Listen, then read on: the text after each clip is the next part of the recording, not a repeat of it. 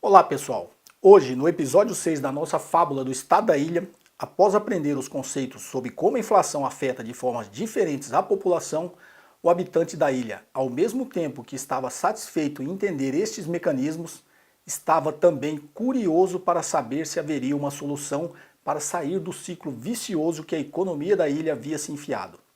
No jantar seguinte, o professor do Estado do Norte falaria sobre os caminhos para uma economia próspera.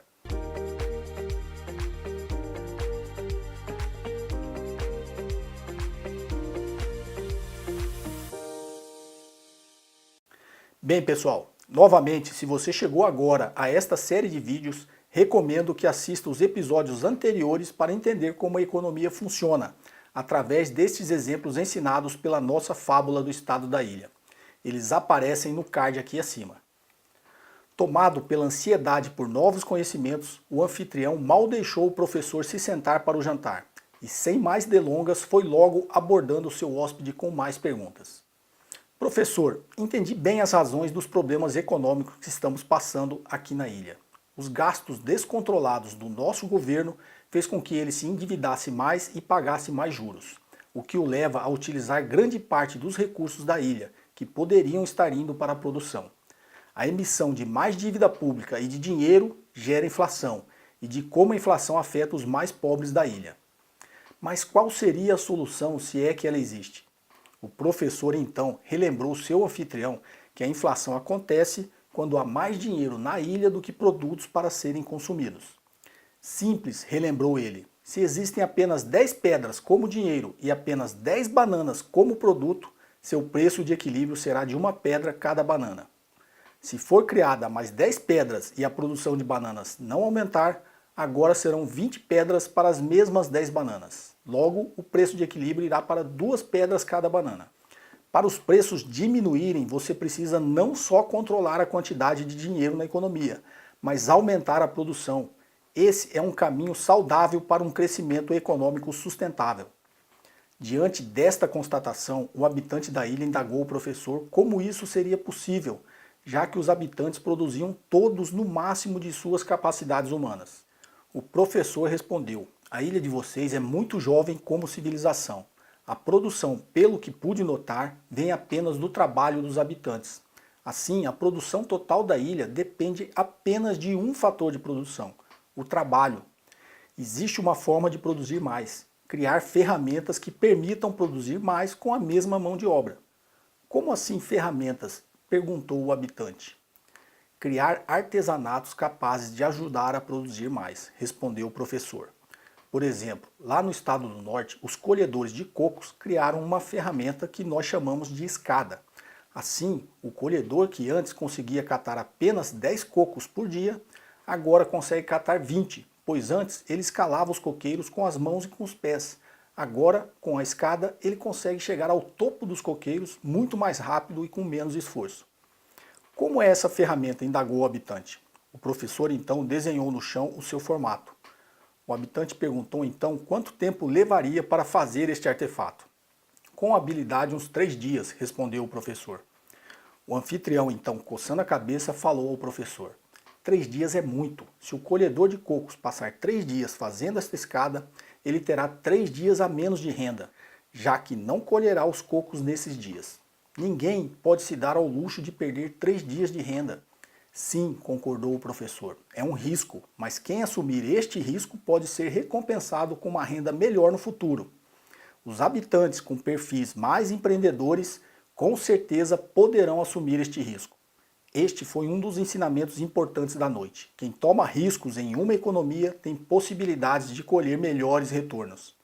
Mas essas pessoas ficarão sem comer esses 3 dias? Era a dúvida do habitante, já que no início de uma civilização como a da ilha, as atividades eram de subsistência, ou seja, produziu no dia, come, não produziu, passa fome.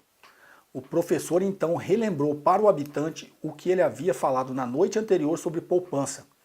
Poupar é se abster de um consumo atual para consumir mais e melhor no futuro. Ela não serve apenas para nos proteger de tempos ruins, serve também e melhor para melhorar nossa vida em tempos bons.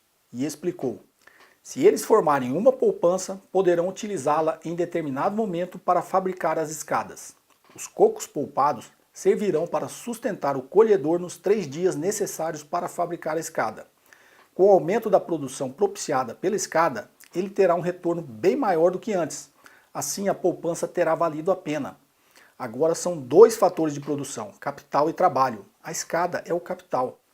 Mais um ensinamento importante daquela noite. A poupança permite a criação de capital para aumentar a produção. Pensativo, o habitante finalmente deu tempo para que o professor pudesse iniciar a sua refeição da noite. Entre uma pausa ou outra, eles retomavam a conversa para tirar as dúvidas do anfitrião. Numa dessas, o habitante questionou o professor, e de certa forma a si mesmo. Por que até então os habitantes da ilha, incluindo aí ele mesmo, nunca haviam pensado nisso? O professor então disse para ele não se culpar. Na Ilha do Norte também levou um tempo para isso acontecer. E explicou. Quando estamos focados na nossa sobrevivência, é difícil termos criatividade para a inovação. A inovação pressupõe riscos. Nem todos estão dispostos a assumir riscos. E isso é natural. Como assim? Perguntou o anfitrião. Cometemos o erro de achar que todos somos iguais. Não somos. Alguns se contentam com o que têm. E estão bem assim. São os que chamamos de avessos ao risco. Outros, com o espírito mais arrojado, os empreendedores, estão mais propensos ao risco. Querem, de alguma forma, fazer diferente. São esses que poupam e tentam inovar. Eles que tomam os riscos. Muitos ficam pelo caminho, pois não dão certo. Os que dão certo são recompensados pelo retorno maior. Vocês devem estimular quem tem estas características, pois são eles que farão a produtividade da ilha aumentar. E quando a produtividade dos fatores de produção aumentar, a economia da ilha crescerá de forma sustentável. O habitante estava bastante satisfeito com o nível dos ensinamentos daquela noite. Anteriormente, era como se fossem apenas diagnóstico dos problemas, que era muito importante entender, mas agora eram as soluções que ele estava aprendendo. Então ele comentou com o professor durante a sobremesa. Até hoje nós imaginávamos que o aumento em nosso consumo era um sinal de crescimento econômico da ilha. O que está de errado nesta constatação? O professor disse que durante algum tempo no passado essa também era uma crença na Ilha do Norte. Mas existe uma razão bastante lógica que torna essa premissa falsa. Perguntou ele para o seu anfitrião. Se a produção total da ilha são 10 bananas, concorda que o consumo total não poderá ser mais do que 10 bananas? Sim, respondeu o anfitrião. Logo, o limite do consumo será o limite da produção, certo? Positivamente, respondeu o habitante, balançando a cabeça. Então, só haverá consumo se houver produção. Se vocês estimularem o consumo sem que haja produção equivalente, seja de que forma for, no limite, quando não houver mais produção a ser consumida, o que haverá será um aumento nos preços. Aquele parecia ser o último ensinamento daquela noite. Não é o consumo que gera crescimento econômico, é a produção.